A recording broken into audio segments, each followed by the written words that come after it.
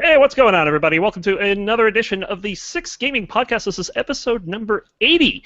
And we're kind of light staffed today, which happens when Veg isn't here, but more so. But we do have an illustrious list of hosts here, starting with our friend in the bomb shelter. When I was 17, I drank a very good beer. Oh boy, we're off to a great start. Thank you, Mr. Morfod. And we do have a new co-host this week. Why don't you introduce yourself? Hi, my name is Bobbles. Bubbles. Hey. Bo. Bubbles. We'll call you Bo for show. Like bubbles, like blowing bubbles?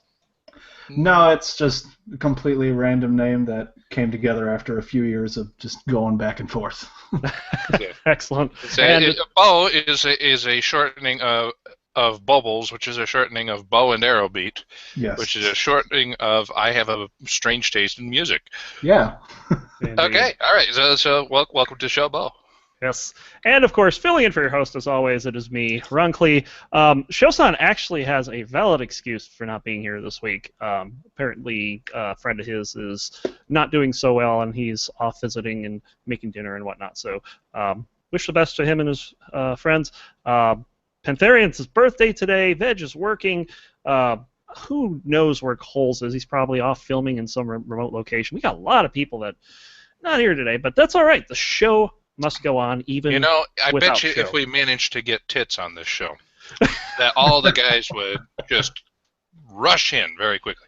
Well, Hey, we've I would tried come back that. more often. But hold on. We've tried that, but it was Veg's mom. And yeah. Titties is titties. Anyway, we're going to start off our show as we always do, and this is Shosan's favorite part of the show. It's the first half of the show, and this is a little segment that we call News. I don't do that nearly as well as he does. I hate And it's when he's not called here because I do not have I can't do it. But anyway, we do have some news, and of course, this week Gamescom was happening. I'm actually kind of disappointed that not a whole lot has been announced too much. Probably the biggest announcement coming out of this is Final Fantasy 15 being delayed. I actually confirmed that there's a delay for that, but of course, Overwatch had some interesting things. They had the Bastion trailer and the new map. Was it Eichenwald, I think is what it's called? Eichenwald. And yeah, that looks pretty cool. It's good to have a little more variety in the game. Not that they don't already. I mean, they already have 12 maps. So something that Show would probably be interested in.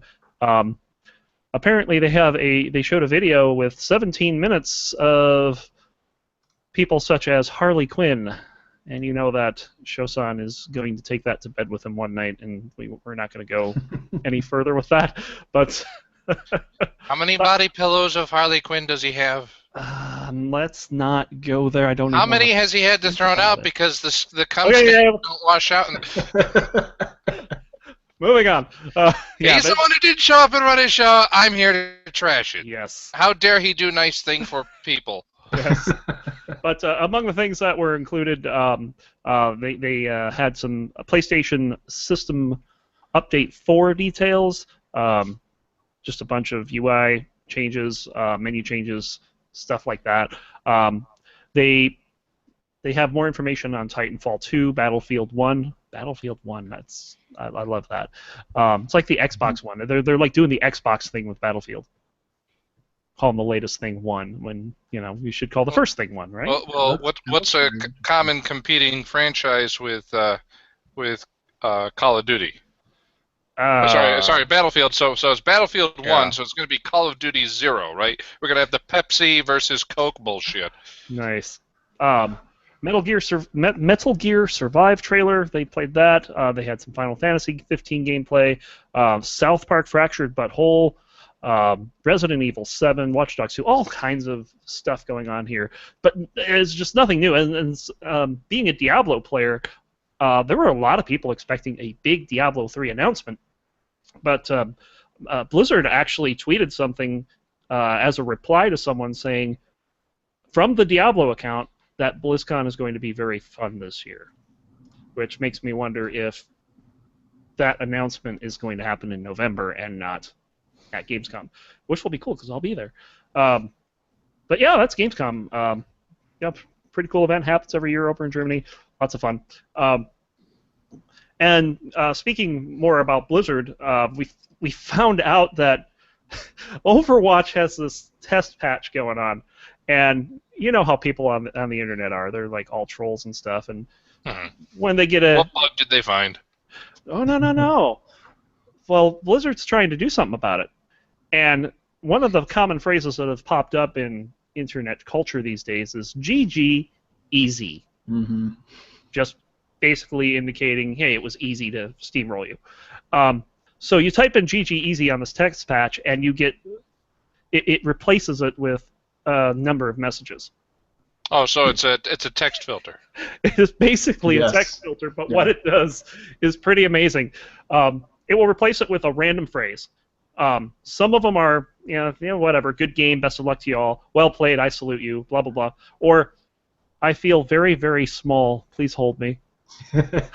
Or, mommy says people my age shouldn't suck their thumbs. Yes. It's the greatest thing I've seen in a game in a while, especially considering the social aspect of games now. Yeah. I appreciate when developers can be clever like that.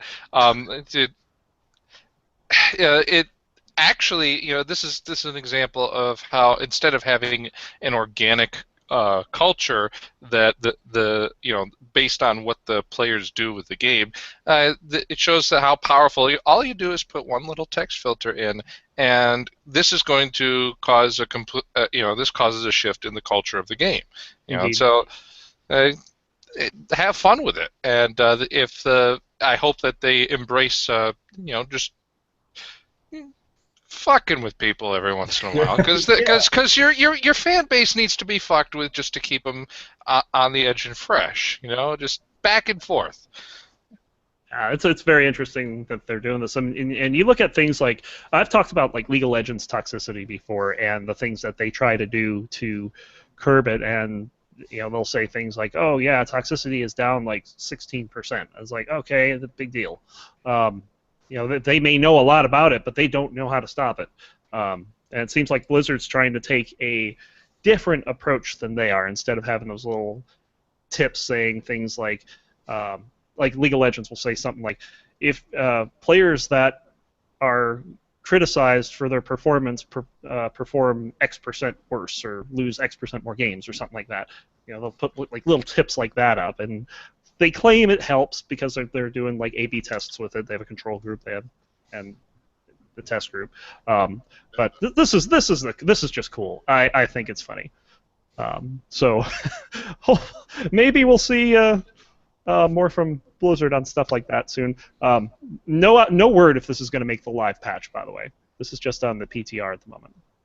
So nothing serious there. And then our other missing co-host, Pantherian, he may not be here today, but he did contribute a piece of news about a game on Steam called Unturned. Have either of you heard of this? Not at all. No. No, Okay. no. Unturned. Unturned. Hang on. It's a survival game. Okay. All right. So it's like, I guess it's going to be kind of zombie. You're kind of it's like countdown until you turn into a zombie. What's up? Yeah, sandbox zombie survival game. It was released in 2014 and is completely free to play. It is by a single developer. His name is Nelson Sexton, and he is 16 years old. Ah. Huh. Yeah, I have seen this actually. And this game, it has 24 million downloads. And over the 2 years, it has gotten 150 updates to the game. That is absolutely crazy. That's mind-blowing. And it's still in early access. Yes. It's just crazy to think that someone is able to do something like that. It's not the best-looking game. I mean, you look at the graphics at it. It's like, I mean, like I see a texture for American flag. It's got like 12 hand-drawn stars on it. I mean, it just doesn't look close to a flag. The signs are just like generic text and stuff like that. There's no textures at all on these things. Yeah. It's all geometry. But still, the fact that something like this has that many downloads, he's going to be doing pretty good when he gets some actual education under his belt. I'm sure. This is 24 million downloads. That's insane. So, congratulations to him. That is a really cool. Well, I'm almost twice his age, and I've done nothing with my life. So I know, right? It's lovely how something like this makes you feel small and insignificant. No, that's no. The real applause here is that not only was not only was a 15-year-old inspired to do this, went out and did it, but all the support that he would have, the right amount of support in the right place, to encourage him to be able to do this. I know that if I spent as much time on the computer designing a game, how many hours went into building this, that I would have been told to get the hell off the computer, go outside. Yeah, pretty much. Yeah, the fact that he even has opportunity to do that. I know I would not have been allowed to stay at a computer for that long when I was that age. So good for him. And then one last thing, Dan's not here. He can't take a drink. We do have League of Legends news, but it's pretty substantial over in the Korea Champions League. The ROX Tigers actually pulled out the LCK Championship. It was a 5-game series over the KT Rolster team that did knock out SK Telecom. I saw a couple of the matches. I didn't stay up much longer. I mean, this is like 3 in the morning for me. So, yeah, it's pretty cool to see kind of a change of guard here. We'll see what happens going to Worlds. I don't know if either of you watch any of the professional esports stuff. Negativo. No. It's kind of fun. They make a big thing out of it, and especially it's bigger in Korea, of course, than it is here. Right. And they'll like have people like for the finals. They'll have like this warm up band, so to speak. I remember in 2000, I think it was 14. They had like this K-pop band playing at the finals. Like, I didn't know who they were, but apparently they were really popular in Korea. So so it's a full-on production. They've got it's not just, hey, here's the sports, but it's like football. They have the halftime show. Well, you have the pregame show. Well, this is what we got. Yep. So it's kind of cool to see that kind of stuff going on. Of course, LCS wraps up next week. Or is it the following week? I'll have to double check. And it's going to be Cloud9 versus the winner of Team Solomid and Counter Logic Gaming. So we'll see what happens there. And that's going to do it for the news. Well, thank goodness. This week. Thank goodness. I don't know if I could stand talking about lag of legumes. I know you love lag. I enjoy it very much.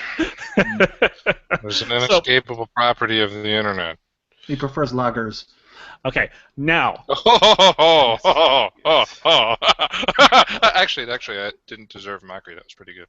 That was really good. Now, I would be remiss to not cover Shosan's favorite part of the show. This is the second half of the show, and it's got a really cheesy name, and I hate saying it every time, but he calls it Podcasters What You Playing. Hey, podcasters, what you playing? Thank you. That was great. That was really good, but I just hate the name. We need a new name for this. This has been going on for over a year now, and we still have this placeholder name. I got an idea. Okay. Hey, Bo, the fuck you doing? I don't know. Just playing some Overwatch. Overwatch? Yeah. You got any You fun seen this stuff? Overwatch? I've never seen this Overwatch, Mr. Bo. Oh, well, it's a pretty good game. What are you shooting with? Is it a shooter game? Is it a flying game? It's a shooter game. You kind of just go up to other people and you shoot them in the face. All right. Any good moments that you had in the past week playing Overwatch? Oh, jeez. Well, if we go back to the actual GGEZ discussion that we had earlier, I certainly hope that gets implemented in the actual game. and not just in the testing environment. Because Do you I play had ranked? some. Sorry? Do you play ranked? I do sometimes, and it's frustrating half the time and super just satisfying the other half of the time. Pretty much. And the half the time that's satisfying is when you win, right? Exactly. And half the time it's not is when you lose. I've had games that were competitive that were good losses. Yeah. That just doesn't happen for you. Games that last 5 minutes after overtime has begun. I've had a few of those, and they're actually just pretty intense, and I'm super happy after whether I lose or not, because such a close game is very, very satisfying. What character or position do you typically play in Overwatch? I try to just keep a balance of most of the characters, but lately I've been doing a lot more McCree and Mei, which some people may hate me for. Yes! Mei is Bay. Mei is Bei. Yes, I agree with you there. Although I'm more partial to Diva. Give you an idea who Mei is more fun. She's this character that's got this frost gun, and she runs up to people and freezes them.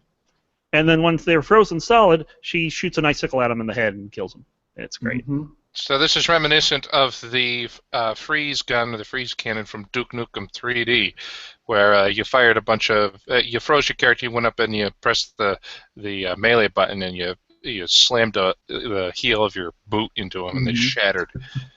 So I can get behind that. Almost as fun as the strength gun. One of the reasons, though, why people hate this character is because she can also put up ice walls that block your way, no matter if you're on her team or not. You mean laser grids? Oh, yeah, ice walls. Laser grids. No, this is far worse, far more annoying. But some people just find it irritating that Mei just slows you down as she's freezing you, and you just have no choice. So once she latches on, there's no way to break it. Almost, as long as that Mei has good aim. Yes. I did not in the beginning of the game. To it.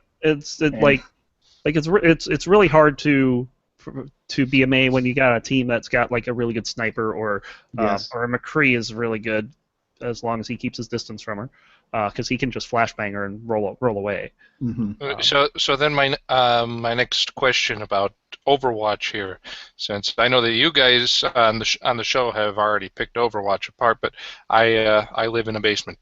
So we don't have very many. We have fiber in the basement, but we still use a potato to play games. So have yet to actually play Overwatch. Do you play these ranked matches differently in terms of how you approach the game, or do you just concentrate more on trying to predict the enemy team's movements and just play a more focused game, or is there actually like an evolving meta or strategy that you employ in these ranked games? Well, the ranked games are pretty much exactly the same as the quick play games, as they're called. Yeah, the pubs. And but in the ranked games, you tend to get people who try and focus harder. Sometimes, when you don't, that's when it gets frustrating. And the competitive mode actually has different settings than the quick play mode, as in competitive mode is the only version that, yes, the class restrictions. So you only have one match. That really frustrated me.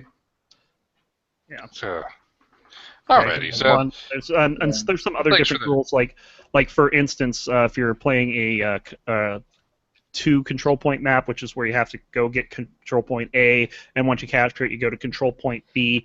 In the public games, that's a win. Once you get control point B, that's a win. If you don't get B, that's a loss. In these competitive games, you have like 9 minutes to do this, and let's say you do it in like 4 minutes. Well, then you have now a time bank of 5 minutes. Right. And then the other team goes. Mm-hmm. And they try to get the 2 control points. And let's say they do it in 3 minutes. Well, they now have a 6-minute time bank. You have a 5-minute time bank. You're in trouble. Right. It's pretty. I'm drawing a lot of parallels from my competitive TF2 experience there. Yeah. So In fact, But I didn't know from what I whether. understand, there's a lot of parallels between Overwatch and Team Fortress. Yes. What I was trying to understand is whether the competitive or the ranked mode had evolved to that point where it is it just more that you're trying hard, or is there you need to study the role of the for example in TF2 we have pockets soldiers and we have roaming soldiers and we have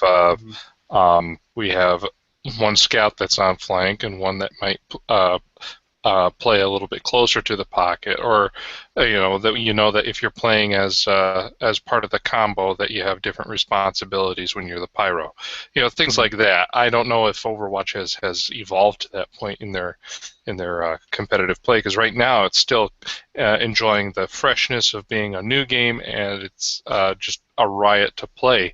I think that people are just going to continue banging around in pubs before a proper competitive scene emerges. Right, and it's kind of funny because the way the competitive scene works outside of Blizzard anyway, a lot of people don't like the official modes. Right, they're always going to do that because they're pissed off. But the reason being is because they can end in a tie, and when there's a tie, there's this thing called a coin flip, and that tends to lead to some unbalanced play, and nobody likes it, so they're actually getting rid of it. Well, that's entirely reasonable for competitive play, but it's whenever that coin flip happens, you certainly hope that you're on the defending team because the attackers have much less time than they would during the start of the actual match. Well, it just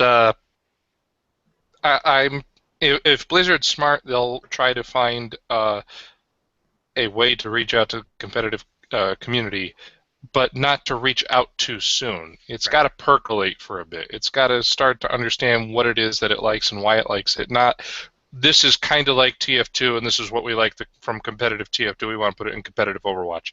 No, it's got to develop its own culture, not borrow. It's got to be in the community. It's got to suffer through a lot of pain and growth, and then Blizzard has to choose the right time to reach out to be able to pull that in, like Valve has done with TF2. Mm-hmm. Yeah. All right. Anything else you've been playing this week? I occasionally go back to Sims 4 and just remind myself of why it's a bad game. That's kind of like me playing Bastion.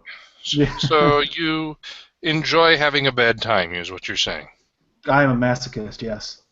Indeed. Okay. Do you take this out on your Sims? Yes, of course. That's the only way you play Sims. Oh. You haven't named any Sims after me, have you? Don't answer that question. Okay. All right. Good. We have done any tabletop gaming this week? Actually, yes. I was actually over at my friend's house for until 3 a.m. playing some games. Nice. It's not D&D tabletop. I'm not sure what you're going for, but we played Code Word and some Mafia.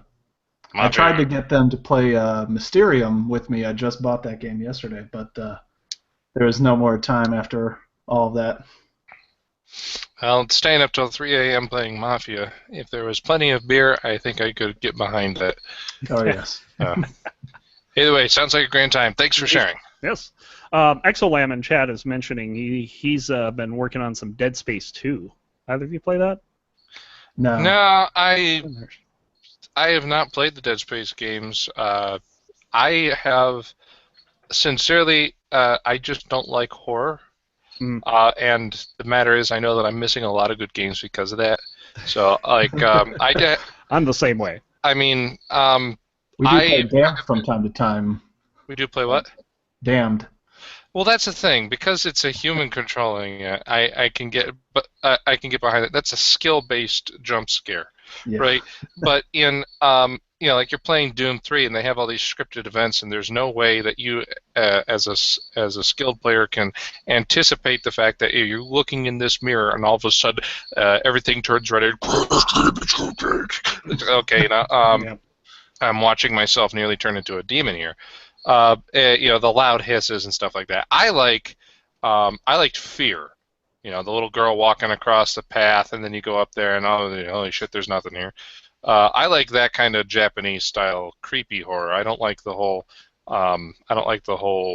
Have a monster pop out of you out of nowhere, and I don't like gore horror. Mm-hmm. But nonetheless, I'm missing out on good titles like, Doom 3. It was a good game. Not as good as other games, certainly, but I love the Doom franchise, and I feel that the game has been deserving of my attention to finish it, and I have struggled to get through Delta Labs. No, I haven't really poked around at what is it, Dead Space. I do know that I have seen the gameplay before. Mm-hmm. This is kind of like an Aliens style sci-fi horror where you kill somebody. That body is now a tool for the enemy force to bring back to life in some form. So you have to perform strategic dismemberment to make certain that the sumbitch that you just killed stays the fuck dead. Lovely. Am I correct? Am I correct? Ooh. Is this Dead Space? Is this the right game? I haven't played it myself, so I'm... All right. So if we can get a confirmation from the fellow in chat there. Yeah. So this is a game where it's like, okay, congratulations, you just killed the reincarnated zombie spore halo flood thing, and now you have to chop off its fucking arms and legs because the next thing you turn around, here's fucking thing crawling across the floor ready to strangle you in your sleep. Lovely. Can't go for that. It's from what I understand, though, it's an excellent game there. So outside of horror, what have you been playing? I have been playing Alex Kidd in Miracle World. What is that? Alex Kidd in Miracle World. Alex Kidd in Miracle World. This That is is actually correct. a thing. This is a real game. Have you heard of Alex Kidd? Oh, this looks like an old game. Yeah, have you it's a heard of Sega Alex That's Kidd? from the old Sega days, isn't it? Yeah, Yeah. so do you remember Holy Alex crap. Kidd? Yeah. Alex Kidd, before Sonic franchise came up to speed, Alex Kidd was the mascot of Sega. Yes. And I think he's made a couple of guest showings in a few other games in the last 5 or 6 years. But Alex Kidd was the guy with the gigantic fist. It's just instead of jumping around and hopping on things like Mario, Alex Kidd was a platformer where if you couldn't touch anything, but you could punch anything that was in immediate melee distance, which took a particular set of skills to be able to pull that off because you're dodging everything, but you need to be close enough to poke the guy in order to do any damage to him. And then you had to repeat that melee damage again and again and again for boss fights.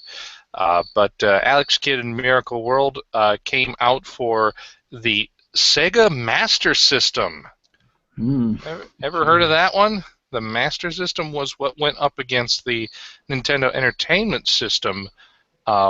They were both 8-bit consoles. It had better hardware. It had better laser gun and better accessories, better cartridge technology. But where did it flop is Nintendo had just this evil contract system. You made games for Nintendo. You only were allowed to make games for Nintendo. Right. And so as a result, this Master System had garbage for titles, really. And there was no crossover at all. So, you had this well-behaved high technology system, but you're not going to be able to play Zelda on it. Not going to be able to play Final Fantasy on it. Not going to be able to play Mario or Duck Hunt on it. So, why the hell buy it? Well, I bought it because we're poor and it's cheap. Right. So, I would imagine a 32-year-old game would be cheap. No, this was when I was growing up. Yeah. Everybody else had a Nintendo, and I had this obscure fucking Master System. Yeah. I had nothing and then my brother got a PlayStation, but I wasn't allowed to touch it. So You talk to all your friends and say, "Hey, you want to come over and play the Master System with me?" What the fuck I are you said, you talking go about? play the Master System. Oh, wow. It's called the Master System. It must be really, really cool. Is it, who makes it? And Sega? that's called I didn't know marketing. Sega made a Master System. Yes. All right. Hey, Ma, I'm going to go over to Rice's and play the Master System. All right. So yeah, XLM saying that dismemberment is the most effective way to kill the enemies there, but they can't be reanimated, and you don't encounter any normal humans during the game, Okay. or during combat anyway. So, Mhm. yeah. So there's that. Anything else? Some would claim that I've played Descent, but I would not admit to it. Dumpster fire. It is a steaming dumpster fire. But yes, that is. I played a few games of Descent this week. Today was a particularly. This week was particularly stressful for me. I was wrapping up my internship and I was trying to get as much of my project done as possible. And on top of that, I was forfeiting an entire day of work on Friday to barbecue for the going away picnic. And so I was, I really wanted to put on a good show there too, because if I feed these guys well, maybe they'll give me a job when I graduate. So, and on top of that, I want my project to be finished. I get told at 2 o'clock in the afternoon on Wednesday that, hey, by the way, you need to be ready for a 9 o'clock presentation tomorrow morning on your entire project. And I'm like, oh, thanks for fucking telling me. Thanks for the notification. Yeah. So I went into work at 6:30 in the morning and hammered on that thing until I had something done at 8:55. By golly and goddamn it. So, but during this week we did play a couple matches of Descent. As the people who listen to the show know, Ronkley and I do play competitively, and I had a very, very poor showing against a pilot that does an excellent job of getting underneath my skin. A fellow by the name of Cyrus uses one particular weapon in the game very well, arguably the best player in the game to ever use that weapon. And he shredded me apart with this Vulcan cannon, which uses separate. It uses chemical-fired bullets rather than the energy system in Descent, and is the closest thing to a hit scan weapon that you have in Descent. Descent, everything's a projectile, even the Vulcan cannon to an extent, but at medium to close range, the Vulcan is effectively instantaneous, and we had a very good connection, which is going to benefit that kind of arrangement. And there was a point where I just decided that, you know what, anytime that he shreds off more than half of my shields, I'm going to suicide, which is a tactical decision, but I was just trying to rattle him. But the other thing that because it's his favorite weapon, he also knows how to conserve ammunition very, very well. And that kind of spiraled out of control. I wound up suiciding 24 times? 24 was the number on the match. So there's 24 total suicides. I think he did one or two, because when a game drags out that long, it's just going to happen. Yep. But there was even one point where I deliberately suicided because I wanted to take a break. I wanted to take a timeout, but I accidentally respawned. So I immediately after respawn, I just immediately started firing missiles into the floor and killing myself. That was how frustrated I was. I didn't kill myself out of spite. I did that when he hit me with Vulcan cannon. But that one, respawn and kill myself was just because I needed a timeout. So I needed to die and make certain I didn't respawn, so that I could take a few minutes to breathe. And I did find my footing at the end. I was able to go better than 1-for-1 against him. I was hoping to try to bring the score back to 20-0, but no. Back to the 20 final to score 0? back to so 20 in the to game 0. to 20, how much did you lose by? I lost by 22 in a game to 20. The final score was 20 to -2 because I had suicided that much. Oh, Ross. Oh, Hank, get fucked. If you cheese the Vulcan, I suicide. Plain and simple. If that's the only fucking thing you're good at, I'm not going to give you the satisfaction of getting the kill. That way, you know that when you win, it was because I gave it to you. What I would love for Descent to have is a report at the end of the game. How much damage was done to you and who it was by. And with what weapon? Yeah, with what weapon would work too. But that's wow. That's pretty serious. He's nothing but cheese, and I hate him for it. Yes. Love for Cyrus. Cyrus was poking around on my channel earlier when I was doing a Necrodancer broadcast, asking what would happen with the podcast. Well, Like, I had things to take care of today. I got school on Monday, so I had to move out of my aunt's house and that's fine. And drag myself back here. But I'm here for late night with my Yingling in my father's bomb shelter on his internet connection. So we're having a grand time here. Absolutely. Not playing Descent at all, of course. No. And just going over what I've been doing the last week. Of course, Crypt of the Necrodancer, that the World Cup's going on. I've played one match. I only have 1 point, which is bad. I should have 2, and I'm very upset that I don't. But I do play again on Monday. We'll see what happens with that. I've actually been streaming a lot of, basically broadcasting a couple of the matches myself, which has been very, very much fun. There's 32 matches this week. There'll be 32 next week, and there'll be 48 the following week. And then what's going to happen with this, we just found out today that they're going to have a tournament, and the tournament's going to be broadcast on twitch.tv/GamesDoneQuick. They managed to get some kind of deal to host the finals of the tournament on the GDQ channel, which is super awesome. If you guys don't know what Games Done Quick is, look it up. It's one of the biggest speedrunning events.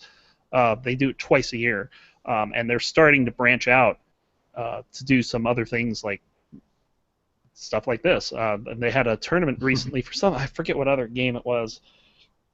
I think it was a fighting game. They basically broadcast 2 days of a tournament. It was really cool. So Games Done Quick is... I actually saw that because I follow Games Done Quick, and I love whenever Summer Games Done Quick and Awesome Games Done Quick come around, and I kind of dedicate my week to it. I sneak around at work trying to log on to Twitch TV and just absolutely listen to what's going on. Oh man, that week is usually a cluster for me, so I'm actually trying to get into it. Watch one of the few dozen dedicated fans of this podcast turns out to be like Bo's boss. All right. So, and then in addition to this, of course, me and Shosan and Veg, the three of us have been playing a metric buttload of No Man's Sky. And for those that don't know what that is it's a space game. It basically they use an algorithm to generate tons of planets, like more planets than you can think of. So it's a procedurally generated universe. Pretty much. And I have a love-hate relationship with it. There are parts of the game that are extremely relaxing and rewarding, and there's other parts of the game that just absolutely drive me up a wall. Not the least of which is the fact that it crashes every 30 minutes, it seems like. But, I mean, there's like a lot of things that should have been in the game and didn't make it, stuff like that. That's something that we didn't really discuss last week, but there were a lot of things that were advertised for this game that did not make the final game. And there's a lot of upset people over this. So, but as far as what the game actually is the game full release or still early access? It's full release. Yeah, this game was never early access. But as far as what the game actually is, if you like doing relaxing things like exploring and looking at pretty scenery and stuff like that, this game's got you covered. If you're looking for a storyline with in-depth quests and character development, go somewhere else. This game does not have that. A lot of people have likened this game to an ocean with the depth of a puddle in terms of gameplay. There's so much, but it's not very deep in terms of gameplay. I kind of agree with that because I've just been watching videos on it, and all there is you collect different elements and all that, and you All look there up is the weird eucalyptus. animals that you see. Yeah, and they've like the whole thing with collecting the elements and stuff. I mean, that's to make sure that your technology stays charged, that you can build new things, stuff like that. Yeah, Now, there's a point to it. It's a crafting system, essentially. Can you craft techno chocolate? I know. What is techno chocolate? I don't know, but you can't craft it.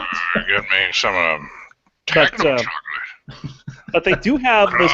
Techno chocolate. Oh, jeez. They do have a pair of quest lines in the game, and then there's an implied quest that, hey, you need to get to the center of the galaxy.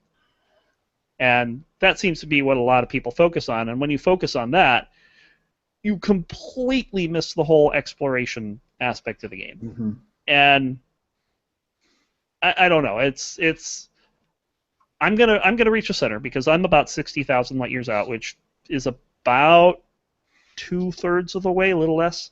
But yeah, and then I don't know. I'm gonna wait till the next patch probably and see what they add because they're supposed to be adding building, which to me makes absolutely no sense because you don't stick around in a system for very long. There is no multiplayer. It's completely they bill it as a single player game. You do see what other people discovered. I actually came across a system someone had discovered before me, like literally 5 hours before they were in that system, and had just moved on. They didn't even stop at a planet. They just kept going, which that was kind of cool. I tried to get a hold of the guy, never responded. It's like whatever.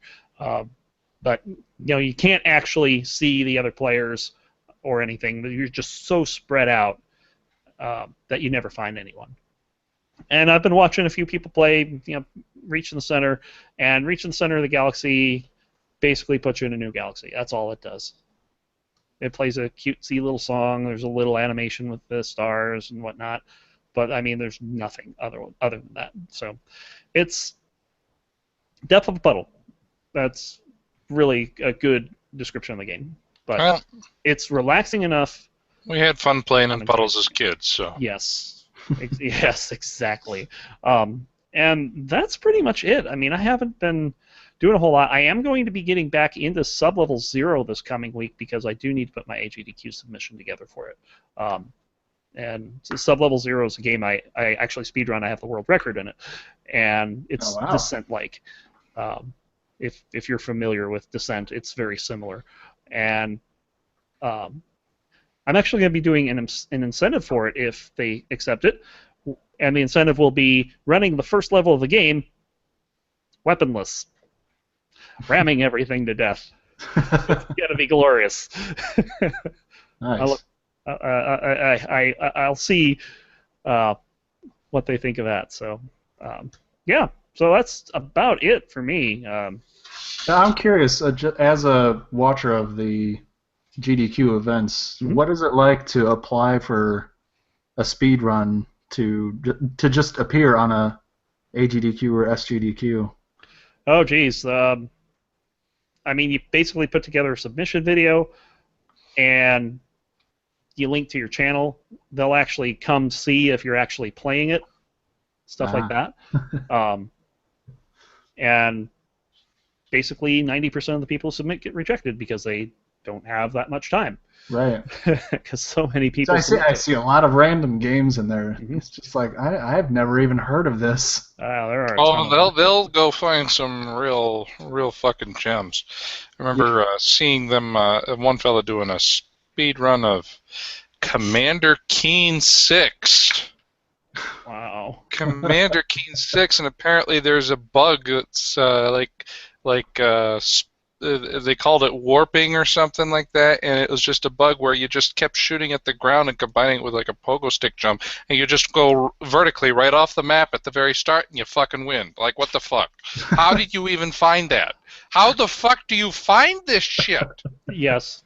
It's like, what? I wonder what happens if I shoot the ground 1 billion times. That didn't do anything weird. I wonder what happens if I shoot it 1,000,001 times. Holy shit! I found a bug! Yep, and people use those bugs to get to the end of the game as fast as possible. It's insane how much people break the game. It's unfortunate, well, in a way it's unfortunate that Sublevel 0 is not like that. There's no real game-breaking things, but there's a lot of games out there that are like that. So yeah, that'll do it for this section of the show. Mr. Morphaud, did you get anything? Did I get anything? Yes. For the third half of the show. Oh, the third half of the show. Is that the square pit? Yeah, we'll call it the square pit today. All right. There's the Triangle of Doom. Triangle of Doom. The Round Table. Okay. Yes. Before we go on, this is the Six Gaming Roundtable. It is also Shosan's favorite part of the show, and it is indeed confirmed the third half of the show. And this is where we post a random question, and we'll discuss it, and hopefully discuss it with you guys. So, what did we get in our? Well, I got two suggestions here, and we can accept or reject it. Because I'm not always on the show, I don't know what you guys have already discussed. But what about this? What is it? Augmented Lives Matter. Have we talked that one? What? Have you guys played? So, how many play Deus Ex? Are familiar with the franchise at all? I'm not familiar. I'm familiar with the franchise. I have not actually played it. Okay, well, I guess in the Deus Ex franchise, the idea is that you can have augmentations. Sure, you lost your hand, but you can get a fake hand, and that bionic hand is awesome because it does cool things. At least I think that's kind of how it works.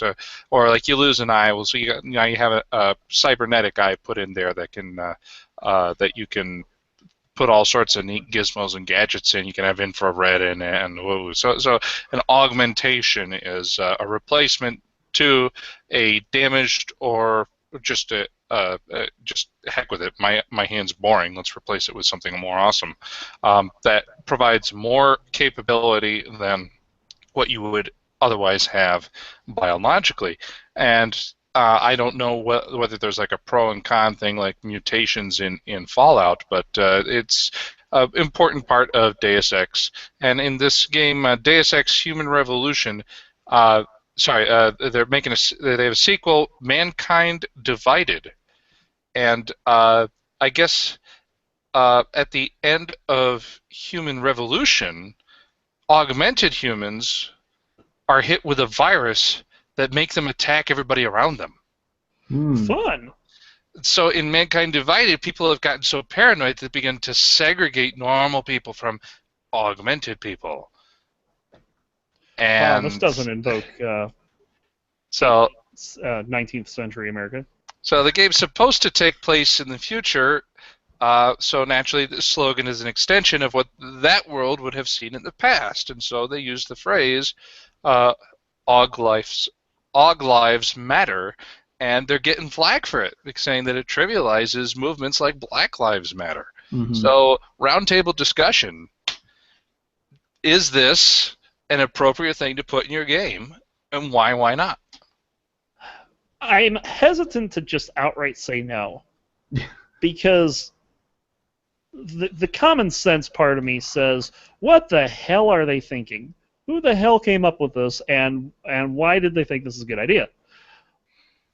But on the other hand, you could make the argument, well, this is, games are an art form, and whoever is developing this game, they're expressing themselves in a way that they feel is appropriate.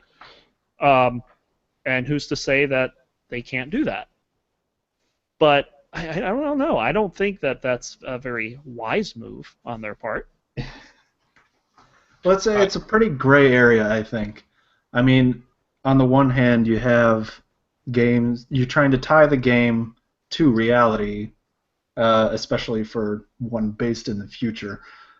And then you have a saying tied to something really controversial to what is going on right now. I mean, you could put anything in there and make the theme still work, but if you say Augs Lives Matter, and then that's a direct tie to a current movement saying Black Lives Matter, why would you go that controversial with a basic theme of your game? I think that's not an accident, though. Because if let's say they didn't have that phrase in there, then you could make the argument of, well, maybe we're just thinking that they would do this intentionally, but it's just a coincidence that this is very similar to, whatever the racial undertones are. Putting the phrase in leaves no doubt that that's what it's for. Yes. And whether it's appropriate or not, I most of me wants to say outright no. But like you said, it's a gray area, really. See, we certainly need to consider the very cynical viewpoint, which is what's the motivation for putting that in there? Mm-hmm. And bluntly, it's money, because games, very much just like Hollywood, the only thing worse than being talked about is not being talked about. So make certain that you're being talked about in any way, shape, or form. On the surface, I could give a shit. Use the phrase "All lives matter," because you know what? This is a pretty significant movement and chapter in our social history here in the United States, watching this organic movement unfold and having no central organization. The very polarizing views that are being displayed. This is stuff that we're going to be talking about with the next generation. So what was it like? Well, this is the raw truth of it. What the developers have captured here is that this is going to make a mark on history, and so the people in this future scenario, this future chain of events, are going to look back and draw parallels to what has happened in the world before, and they're going to use that rallying cry. Because the idea is recognized that was a significant movement before. People are suffering in a similar way, and they bring back that phrase because this is a mind bug that starts triggering memories of, hey, wait a minute, we are treating people the same way as we did before. On the flip side, again, the cynical part of it is, we haven't gotten to the full conclusion of this. This is something that's still going on. We have no idea how it's going to resolve. I have no idea if it's going to be resolved, if it's going to be resolved in a peaceful manner, if it's going to be resolved in a painful manner. This is the events in history are not yet mature. Now you're looking at as, did you choose that because it was a fad? Are you treating it like a fad? And that's where people are getting upset about this. Is you're using this as a marketing technique. That's not. You can't deny that. Yes. Good storytelling is a marketing technique. Storytelling that reflects current events is a marketing technique. Okay. This, however, this is ruffling people's feathers because are you trivializing this movement by simply using it as a marketing shtick? So I can understand why some people are upset. I frankly think that the creative premise is valid, but I also think that if I were advising the company in a consulting role, that I would not suggest that they do it. Because it has the situation has not matured, but I don't think that the world is going to end if they do it, and I don't think that's going to be the case here either. So there's my opinion on it. I think at the end of the day, once this game has had its moment in the sun and things have passed on, it's not going to change anything. It's not going to affect the movement. It's not going to be trivialized. It's just going to be another game out there. I think that's the kind of marketing stunt. And another thing, you're looking at here's a platform to actually begin making more raw commentary on what's actually happening today. Yeah. Right. So I mean, there look at the positive and negative side of it. But plain cynicism says that a big AAA title like that, you brought that up because you're being cute. Yeah. Yep. I believe this is just another marketing stunt. More than likely. Yeah, because drumming up controversy is a great way to just advertise. As they say, any publicity is good publicity. Yep. All right. Anything else that we have on the topic we'd like to discuss? Not bad for a impromptu roundtable. Like to thank my my friend Marcus Swag Like Caillou for submitting that roundtable discussion in. A good controversial thing to discuss, and I know that you weren't able to join us at the last minute, but maybe we can get you in on the show in the future. Yeah, absolutely. And I think that's going to do it for this episode. Again, this is the Six Gaming Podcast. You can visit our website. Wait, we have a website? Yes, it is at six.gg, six.gg, and there you can get the information on what we do, more information on the podcast, check out our past episodes on YouTube, stuff like that. Even join our Discord server if you'd like. Maybe even recommend a new beer for us to try. There's a lot of people on this podcast that would take up such recommendations, I'm sure. Hey, podcasters, what you drinking? I love it. All right, so Diet Blueberry Arizona tea. Yeah. It sounds like the podcast that we were supposed to start up, Ross. All right, Mr. Morthon. Before we cut out here, I had been visiting Bo. I was traveling through to his place. He let me stay at his place for the evening, and so when I had better employment, one of my vices was that I would enjoy Scotch, and I would enjoy single malts when I could. Yeah, so when I had the opportunity, I would see what kind of interesting single malt that I could get a hold of, and I had taken a liking to the Islay Scotches, which are they're made on the Isle of Islay, I guess you could say, whatever. They're off the mainland, and so they get a very strong. They're very, very, very smoky, like obnoxiously smoky. Mm-hmm. If you have somebody who can't taste the smokiness in a Scotch, give them an Islay Scotch, and they're going to start a coughing fit. It's very, very smoky, and also a strong iodine, strong taste of iodine from being the exposure they get with the winds on the ocean there. But regardless, they're generally cheaper than the other single malts as well, which was another positive point. I had brought along a bottle of what I believe was the Corryvreckan. I can't recall precisely what it was that I had brought along, but I wanted Bo to get a try. Yeah, it was Ardbeg, and Ardbeg makes a Corryvreckan, and I can't pronounce it. You might have brought me the Oh, wow. I think I meant it the ukulele. I can't pronounce anything Gaelic because I don't want to chop off my tongue to be able to speak it. I had taken a taste of it, and I had poured Bo some and invited him to have some. He was a sport. He tried some of it, and he gave a most apt description of what it is that he had just tasted and his experience that he shared with me. Bo, what did you think of the Scotch I brought there? Is there any particular musical notes that came through on the tongue?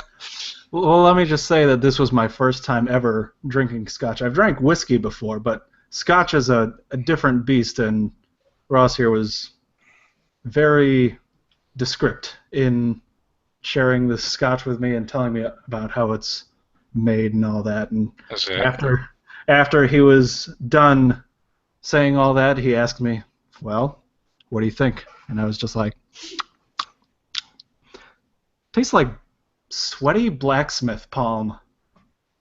Sweaty blacksmith palm.